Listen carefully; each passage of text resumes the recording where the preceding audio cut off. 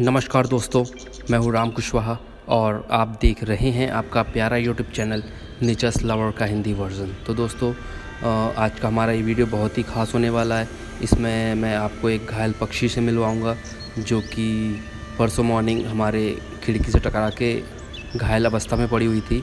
और आज के इस वीडियो हम लोग बात करने जा रहे हैं एक बहुत ही खूबसूरत और हार्डी और परमानेंट पौधे की, जो कि है कैना लिली। इसे प्रिटोरिया कैना लिली या फिर वेरीगेटेड केली के नाम से भी जाना जाता है। तो बने रहिए इस वीडियो में, क्योंकि ये वीडियो बहुत ही अधिक इन्फॉर्मेटिव होने वाला है।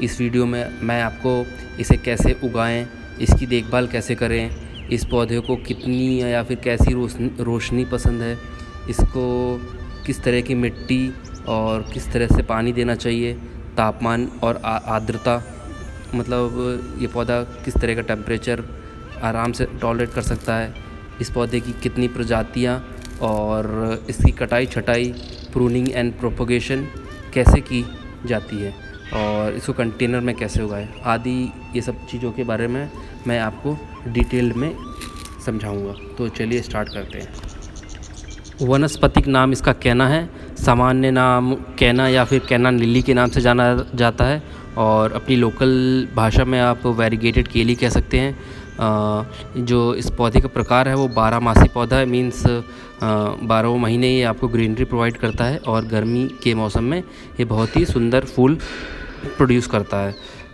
इसका आकार देखा जाए तो 8 फीट तक लंबा हो जाता है और चौड़ाई इसकी 6 फीट की हो जाती है अगर आप इसे ज़मीन में लगाते हैं और उसको पूरा न्यूट्रिशन मिलता है तो।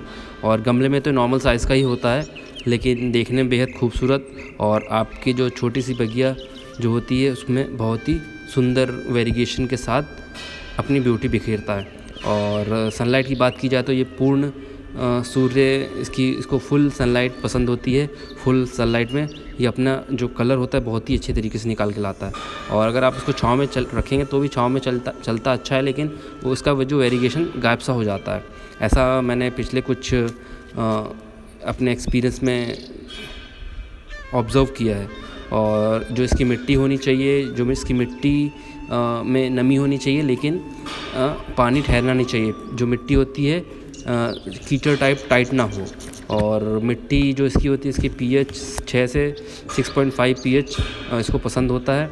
और जो इसका ब्लूमिंग टाइम होता है समर, और जो फूलों का रंग ये निकाल के लेके आता है, इसमें लाल, नारंगी, पीला, गुलाबी, क्रीम कलर आदि कलर से ये अपने फूल प्रोड्यूस करता है, जो कि देखने में बेहद खूबसूरत और अट्रैक्टिव होते हैं। अब मैं आपको बताऊंगा कि इस पौधे को मैंने लगभग 3 साल पहले अपने छोटे से बगिया में ऐड किया था, जो कि अभी तक बहुत ही आराम से चल रहा है। हालांकि इस सबसे पहला जो इसका मदर प्लांट था वो मैंने गमले में लगाया था। उसके बाद मेरा गमला ब्रेक हो गया था किसी कारणवश, तो उस पौधे को मैंने ज़मीन में लगा दिया। और ज़मीन में लगाने के बाद ये 1 साल तक ज़मीन में बहुत ही तेज़ी से ग्रो करता रहा और उसने बहुत बड़ी अपनी आबादी फैला दी, और जिसे मैंने अपने दोस्तों और जो रिलेटिव्स हैं उनमें डिस्ट्रीब्यूट भी किया। सभी बहुत खुश हैं इस पौधे से। इस पौधे का बेबी प्लांट मैं एक प्राइवेट नर्सरी से लेके आया था। हालांकि हमारे यहाँ government nursery as well as एक गवर्नमेंट नर्सरी है और बाकी जितने भी 3-4 हैं प्राइवेट नर्सरी हैं, और कई प्राइवेट नर्सरी बंद हो चुकी हैं। तो मैं प्राइवेट नर्सरी से लेके आया था, और मैं जब विज़िट पे गया था तो वहाँ ज़मीन में लगा हुआ था, तो मुझे बहुत पसंद आया। तो मैंने भैया से कहा कि भैया मुझे ये पौधा चाहिए, तो उन्होंने ये ज़मीन से खोद के दिया था। एक 50 रुपये का एक पौधा दिया था, मीन्स एक बेबी प्लांट था। तो जड़ों के साथ था, जो इसको आप राइजोम से भी ग्रो कर सकते हैं। जो इसकी नीचे गांठ नुमा जड़ कह लीजिए, जैसे हल्दी होती है नीचे या फिर अदरक, उस टाइप की जड़ होती है, तो आप उसे आराम से ग्रो कर सकते हैं। तो मैं तो प्लांट ही लेके आया था छोटा सा, तो उसको लगाया और काफ़ी समय तक इस पौधे की खूबसूरती को एंजॉय किया।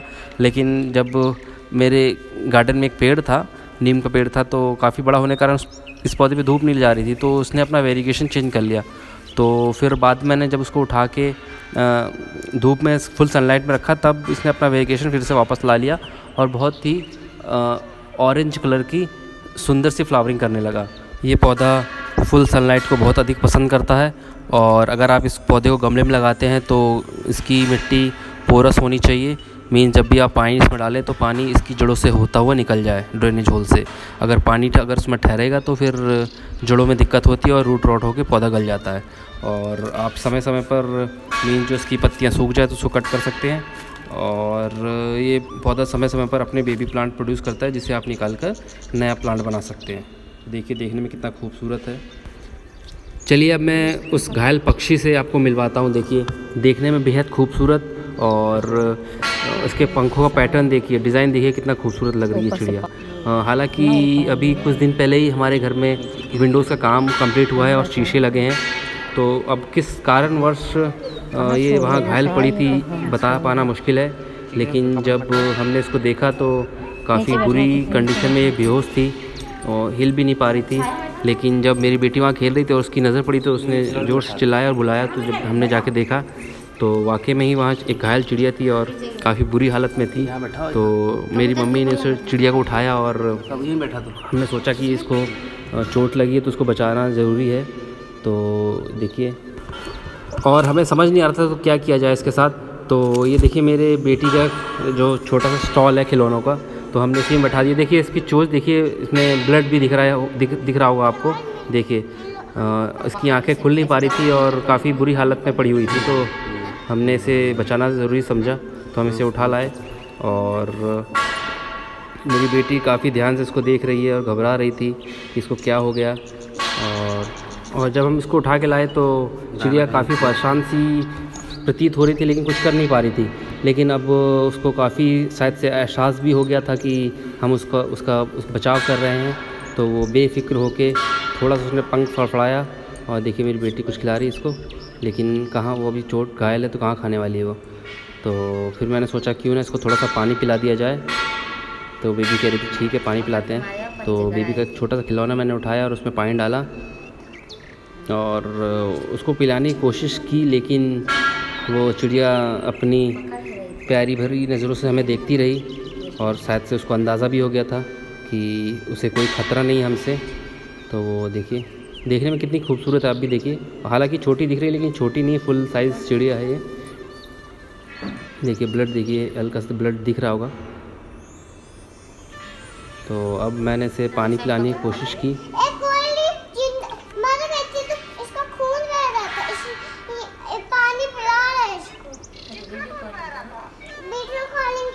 फर्स्ट टाइम तो ये सबकी तरफ देखती रही और उसके बाद जब मैंने पानी इसके चोंच से थोड़ा सा टच किया